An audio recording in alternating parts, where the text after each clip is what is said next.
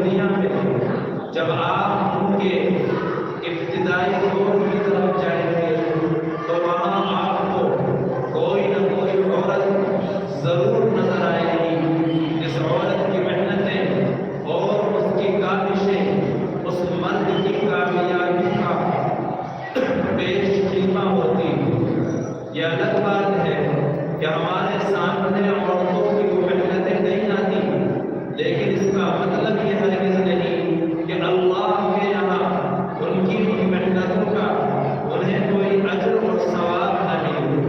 اللہ ان سب کی محنتوں کو جانتا ہے۔ عورتوں کا معاشرے اور سماج میں بڑا اہم کردار ہے، اور عورتوں کی محنت سب کو نظر نہیں آتی۔ وہ محنت خفیہ اور پوشیدہ ہوتی ہے۔ عورت پردے کے پیچھے رہ کر بڑے بڑے کارنامے سر انجام دیتی۔ اللہ نے عورت کو یہ طاقت، یہ ہمت، یہ حوصلہ اور یہ جذبہ عطا فرمایا ہے۔ چنانچہ جب ہم تاریخ کے اوراق کی ورق گردانی کرتے ہیں تو ہمیں معلوم ہوتا ہے کہ عورتوں نے اپنے اپنے وقت میں کتنے اہم اہم کارنامے انجام دیے۔ چنانچہ اللہ کے نبی صلی اللہ علیہ وسلم کی پھوپھی حضرت صفیہ رضی اللہ تعالی عنہا، ان کے بارے میں کتابوں میں منقول ہے کہ انہوں نے اپنے بیٹے حضرت زبیر ابن العوام رضی اللہ تعالی عنہ کی بچپن سے ایسی تربیت اور ایسی پرورش کی کہ وہ ان کو اچھی باتوں اور اچھی صفات کی تلقین کرتی تھی۔ ان کی والدہ انہیں بہادری، ان کے اندر ہمت، جذبہ اور حوصلہ بھرا کرتی تھی۔ انہیں دین اسلام کی تعلیم بتایا کرتی تھی، انہیں آداب اور اخلاق سکھایا کرتی تھی، اور کبھی کبھی ڈانٹ ڈپٹ اور تنبیہ بھی کر دیا کرتی تھی تاکہ بچہ صحیح سمت کی طرف چلے۔ چنانچہ جب کبھی وہ اپنے بچے کو تنبیہ کرتی اور ان کے ساتھ سختی سے پیش آتی تو ان کے چچا حضرت برقہ کہا کرتے تھے کہ بچے کے ساتھ ایسے سختی سے پیش نہ آیا کرو، تنبیہ اتنی زیادہ نہ کیا کرو۔ تو وہ جواب دیتی کہ مجھے اپنے بچے کو صحیح راستے پر لے کر جانا ہے، یہ بچہ میری دولت ہے، اگر یہ ضائع ہو گیا تو میری زندگی کا کیا فائدہ ہے؟ اللہ نے مجھے یہ امانت سونپی ہے، اس امانت کی صحیح طریقے سے تربیت کرنا اور اس پودے کو اچھے طریقے سے تناور درخت بنانا، یہ میری ذمہ داری ہے۔ چنانچہ حضرت صفیہ رضی اللہ تعالی عنہا حضرت زبیر کی اسی طرح تربیت کرتی رہی، اور پھر ایک وقت آیا کہ اللہ کے نبی علیہ السلام کے ساتھ مختلف جنگوں میں، مختلف غزووں میں، مختلف سریوں میں انہوں نے شرکت کی ہے اور بہادری کا ثبوت دیا ہے، اور بڑی بے باکی کے ساتھ دشمن کا مقابلہ کیا ہے۔ یہ اسی تربیت کا نتیجہ تھا جو ان کی والدہ نے بچپن میں ان کی تھی۔ اسی طریقے سے ایک بہت بڑے فقیر اور اپنے زمانے کے بہت بڑے عالم جن کا نام حضرت ربیعہ ہے، ان کا واقعہ بڑا دلچسپ ہے کہ حضرت ربیعہ اپنی والدہ کے پیٹ میں تھے۔ ان کے والد اپنی بیوی کو یعنی ان کی والدہ کو 30,000 دینار دے کر سفر کے اندر چلے گئے۔ ایک اسلامی لشکر کسی محاذ پر جنگ کرنے کے لیے جا رہا تھا، چنانچہ وہ اس لشکر کے ساتھ چلے گئے جنگ کرنے کے لیے۔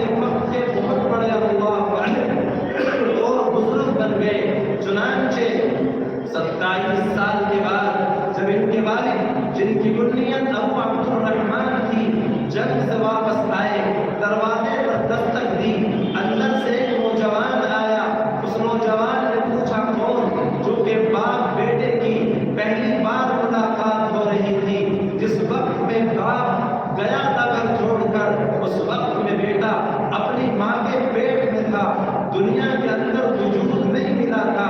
چنانچہ ان کے والد گھر آتے ہیں، ان کے ہاتھ میں نیزہ اور کمان ہوتی ہے اور میان کے اندر تلوار ہوتی ہے۔ چنانچہ بیٹا دروازے پر جاتا ہے، دروازہ کھولتا ہے، دیکھتا ہے کہ ایک شخص سامنے کھڑا ہے، ہتھیاروں سے لیس ہے۔ یہ پوچھتا ہے کہ بھئی کون ہو، کیا تم ہمارے گھر پر حملہ کرنا چاہتے ہو؟ اس نے کہا کہ یہ میرا گھر ہے۔ تو یہ بیٹا کہنے لگا یہ تمہارا گھر کہاں سے آ گیا؟ میں تو یہاں رہ رہا ہوں اتنے سالوں سے، کبھی تمہیں نہیں دیکھا۔ باپ بیٹے آپس میں بحث و مباحثہ کرنے لگے۔ ان کے باپ نے کہا کہ بھئی تو کون ہے؟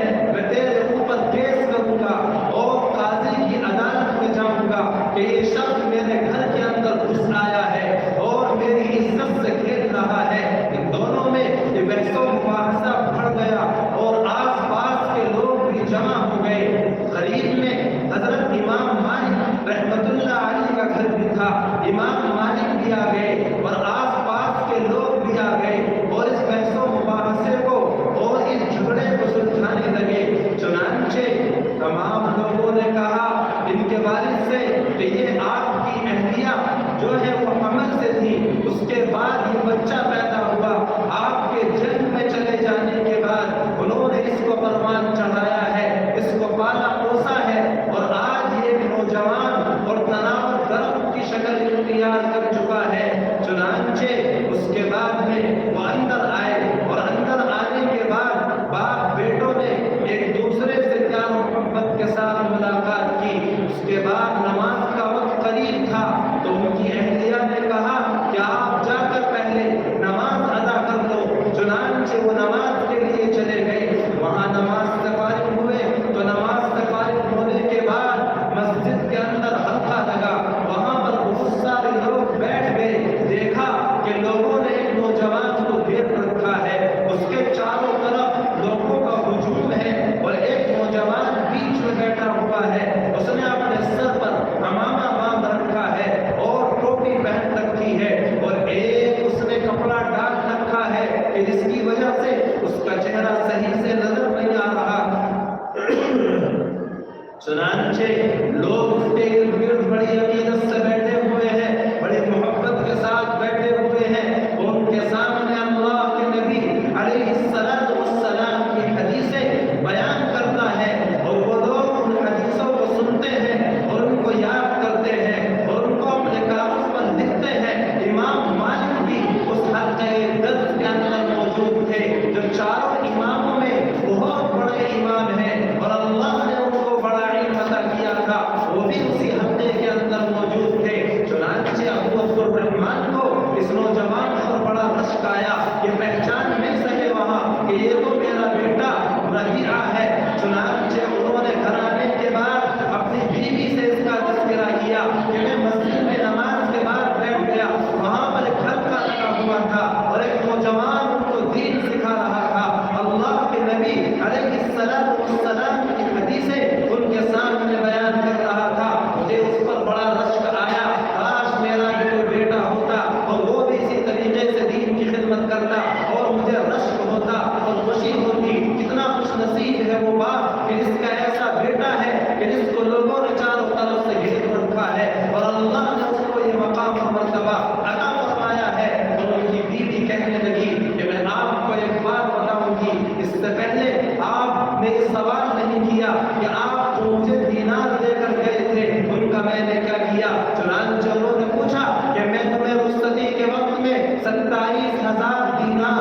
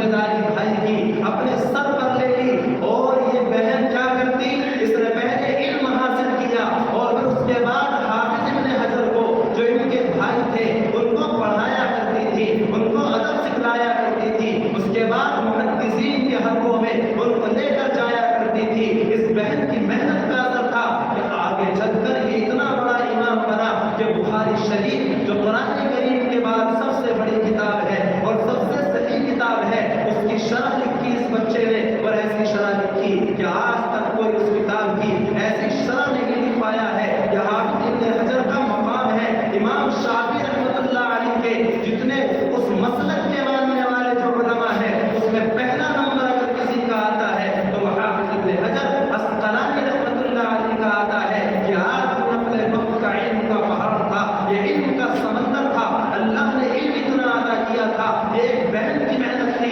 ایک بھائی کے ساتھ۔ چنانچہ حافظ ابن حجر کہا کرتے تھے کہ میرا باپ بھی یہی ہے، میری ماں بھی یہی ہے، میرے ماں باپ تو مجھے بچپن میں چھوڑ کر چلے گئے تھے، اس ماں نے میرے ساتھ ماں، اس بہن نے میرے ساتھ ماں والا کردار ادا کیا ہے۔ چنانچہ وہ اپنی بہن کو ہمیشہ ماں کا درجہ دیا کرتے تھے۔ معلوم یہ ہوا کہ عورت کسی بھی روپ میں ہو، عورت کسی بھی شکل میں ہو، عورت کسی بھی رشتے میں ہو، وہ رشتہ ماں کا ہو، وہ شکل باپ، وہ شکل بہن کی ہو، وہ شکل بیٹی کی ہو، وہ شکل کسی اور رشتے کی ہو، پھوپھی کی ہو، خالہ کی ہو، عورت کسی بھی روپ میں آئے وہ بڑے کارنامے عورتوں نے انجام دیے ہیں، اور اس امت کو عورتوں نے بڑے بڑے ہیرے تلاش کر دیے ہیں۔ اسی لیے تو کہا گیا ہے کہ ماں کی گود عورت کے لیے سب سے پہلا مدرسہ ہے۔ ماں عورت کا بچے کا ذہن وہاں جیسا بنا دے وہ بچہ آگے چل کر ویسے ہی کارنامے انجام دیتا ہے۔ چنانچہ آپ نے واقعہ سنا ہے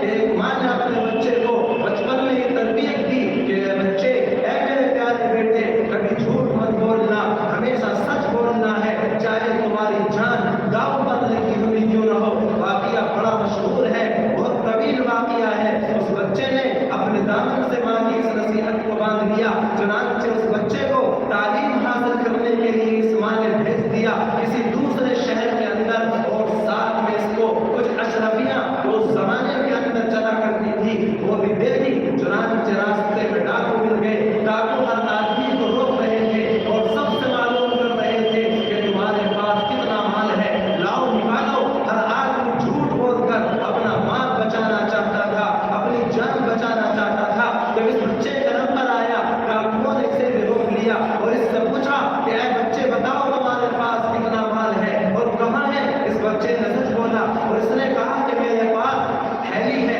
اور وہ تھیلی میری ماں نے میرے اندر کرتے کے اندر فلاں جگہ سیدھی تھی اور اس کے اندر اتنی اشرفیاں موجود ہیں۔ اس نے وہ اشرفیاں نکال کر ان ڈاکوؤں کے حوالے کر دی۔ ڈاکوؤں پر اس کا بڑا اثر پڑا، اتنے بڑے بڑے لوگوں کو ہم نے پکڑا، ہر ایک نے جھوٹ بولا، ہر ایک اپنا مال اور اپنی جان بچانے کی فکر کرتا ہوا نظر آیا۔ لیکن اس بچے نے تو کمال کر دیا کہ چھوٹا سا بچہ، اسے نہ اپنی جان کی پرواہ ہے نہ اپنے مال کی پرواہ ہے، اس نے سچائی کا دامن اپنے ہاتھ سے جانے نہیں دیا۔ چنانچہ اس سچ بولنے کا ان ڈاکوؤں پر اتنا اثر پڑا کہ وہ اپنے سردار کے پاس گئے اور اس نے جا کر یہ سارا ماجرا بیان کیا کہ جی ایسا ایسا واقعہ پیش آیا ہے اور آج کے بعد ہم یہ کام نہیں کریں گے۔ ڈاکوؤں کے سردار پر بھی اس کا اثر پڑا اور سارے کا سارا ڈاکوؤں کا، رہزنوں کا جو قافلہ تھا، انہوں نے اللہ کے سامنے پکی سچی توبہ کی اور آئندہ کسی کو نہ لوٹنے کا پکا ارادہ کیا اور پکے سچے مسلمان بن گئے۔ ایک بچے کی سچائی نے پورے کتنے بڑے قافلے کو ہدایت عطا کر دی۔ اس کے پیچھے ایک ماں کی تربیت تھی، ایک ماں کا کردار تھا کہ اس ماں نے اپنے بچے کو یہ تعلیم دی تھی کہ بیٹا جھوٹ نہیں بولنا ہے، ہمیشہ سچ بولنا ہے۔ آج مائیں بچوں کو جھوٹ بولنا سکھا رہی ہے، آج ماں باپ بچوں کی غلط تربیت کر رہے ہیں۔ اس لیے ضروری ہے کہ اپنے بچوں کی تعلیم و تربیت میں آپ اپنا کردار ادا کریں۔ جب کوئی ایک ماں، کوئی ایک بچہ صحیح طریقے سے تیار کرتی ہے، وہ بیٹا ہو یا بیٹی ہو، اور اس کی اچھی تعلیم اور تربیت کرتی ہے، یاد رکھو کہ آپ نے اس سماج کو ایسا ہیرا دے دیا ہے کہ آگے چل کر یہ پتا نہیں سینکڑوں، ہزاروں، لاکھوں لوگوں کی ہدایت کا ذریعہ بن جائے اور اس کا سارا ثواب آپ کے نامۂ اعمال کے اندر لکھا جائے گا کیونکہ آپ نے اس کو سبق سکھایا ہے۔ میری ماں اور بہنوں، کہنے کا مقصد یہ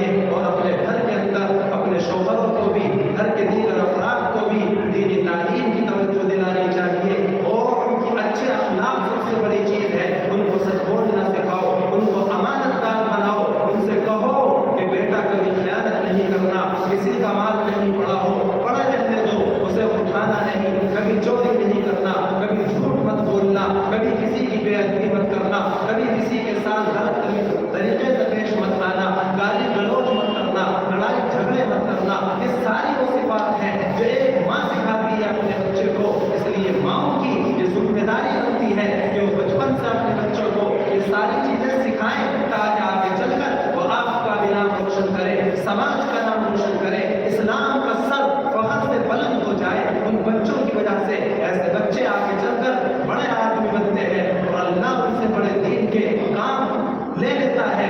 जिम्मेदारी माँओं की है। इसलिए माँओं से गुजारिश है कि अपने बच्चों की तालीम और तरबियत पे खुसूसी तवज्जो दो और सिर्फ मदरसों के ऊपर ना रहो कि मैंने अपने बच्चे को मदरसे में दाखिल कर दिया, अब मदरसे वाले जाने, बच्चा जाने। नहीं, मदरसे से जाने के बाद आपकी जिम्मेदारी बनती है कि आप अपने बच्चे को लेकर बैठे और उससे पूछें कि बेटा बताओ आज मदरसे में क्या पढ़ा है, सबक सुनाओ, तुमने सबक सुनाया कि नहीं, आज मदरसे में कौन सा अदब सीखा, आज मदरसे के अंदर क्या बताया गया, कौन सी बात से रोका गया। इस सारी चीजों का आपको उस पर नजर रखनी चाहिए। ये फर्ज किया है अल्लाह ताला ने आपके ऊपर, कि आपकी जिम्मेदारी बनती है बच्चों की तालीम और तरबियत। यही तो आपका असल काम है।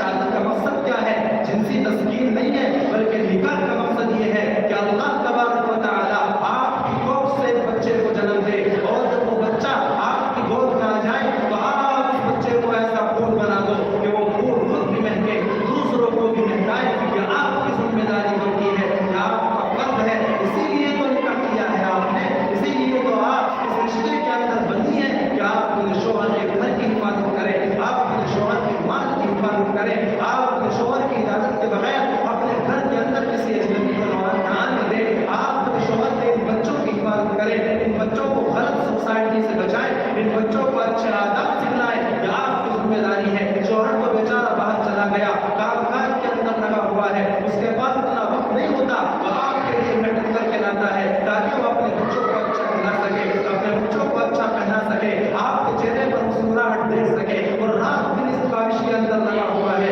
और इस कोशिश के अंदर लगा हुआ है, बाकी वो बच्चों को आपके हवाले करके गया है। अगर आपने इस जिम्मेदारी को नहीं निभाया और आपने इसके बारे में सुस्ती की तो याद रखो, क़यामत के दिन इसके बारे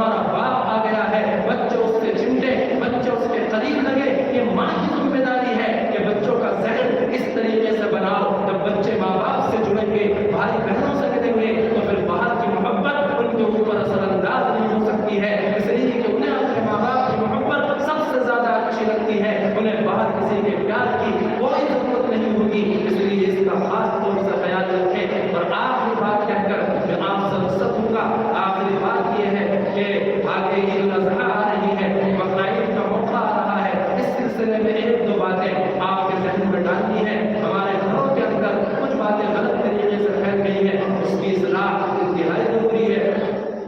بقرعید کے موقع پر اللہ تعالیٰ نے ہر صاحب نصاب کے اوپر قربانی کرنے کو واجب قرار دیا ہے. اور صاحب نصاب گھر میں کوئی بھی ہو سکتا ہے.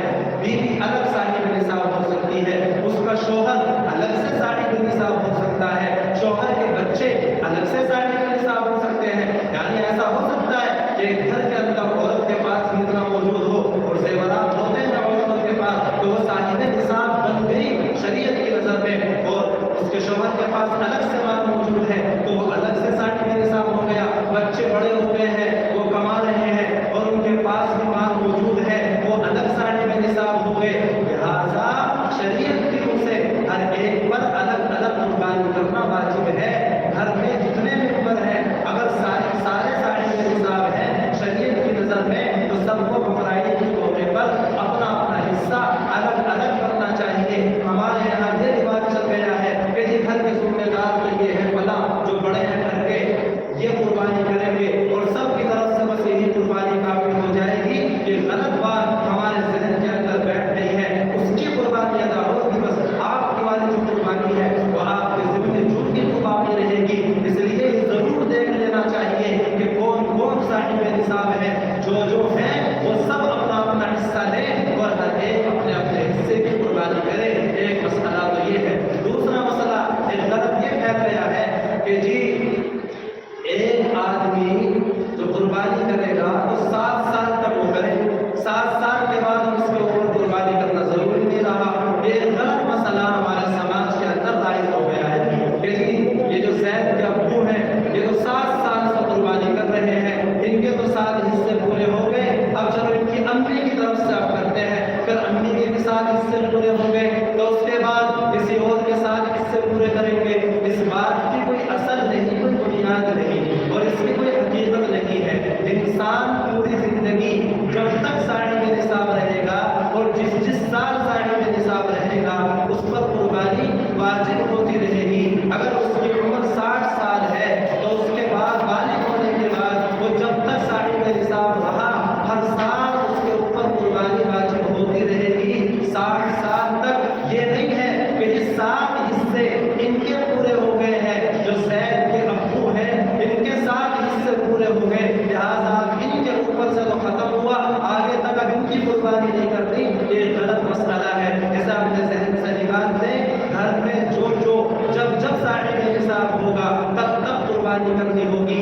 اگر کسی سال ایسا ہوا کہ کوئی بھی صاحب نصاب نہیں تھا گھر کے اندر، نہ باپ صاحب نصاب، نہ آپ کی والدہ صاحب نصاب، نہ آپ صاحب نصاب، کوئی بھی نہیں، حالات خراب ہو گئے اور اس طرح کے حالات آ گئے کہ ایک کے پاس بھی اتنا انتظام نہیں ہے تو پھر اس سال کسی پر بھی قربانی کرنا واجب نہیں ہوگا. کچھ لوگ یہ سمجھتے ہیں کہ جی ہمیں قربانی کرنی چاہیے، ہر سال کرتے چلے آئے ہیں لہٰذا اس سال کوئی انتظام نہیں، چلو کہیں سے قرض وغیرہ لے کر قربانی کر لیتے ہیں ورنہ بڑی نام کٹ جائے گی اور بڑے خاندان والے تعانے دیں گے. تو یاد رکھو کہ شریعت کی روح سے تو اس پر کچھ واجب نہیں ہے اور آپ اللہ کی رضا کے لیے قربانی کر رہے ہیں نہ کہ کسی انسان کو خوش کرنے کے لیے. اللہ فرماتا ہے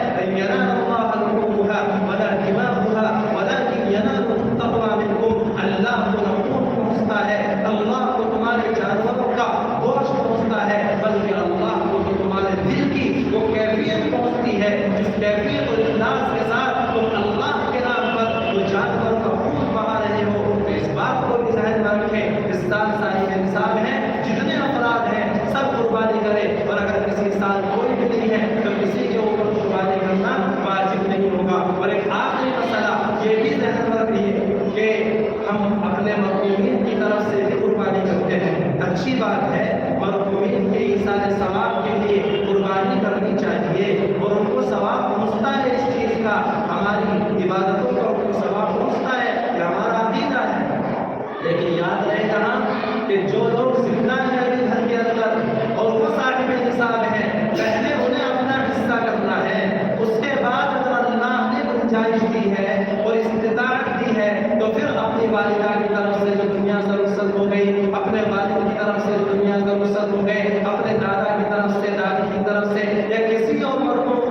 से नफली कुर्बानी करना चाहे तो करे, बड़ी अच्छी बात है, करनी चाहिए, इसका सवाब उनकी रूह को जरूर पहुंचेगा।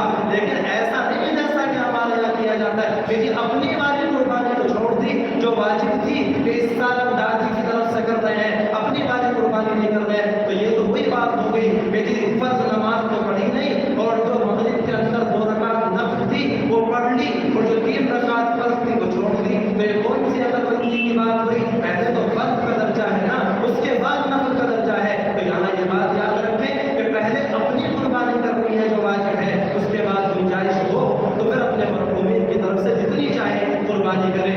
अल्लाह हमें ये सब बातें समझने की तौफीक अता फरमाए और शरीयत पर सही तरीके से अमल पैदा होने की तौफीक और रहमत फरमाए। व आखिरु दअवाना अल्हम्दुलिल्लाहि रब्बिल आलमीन।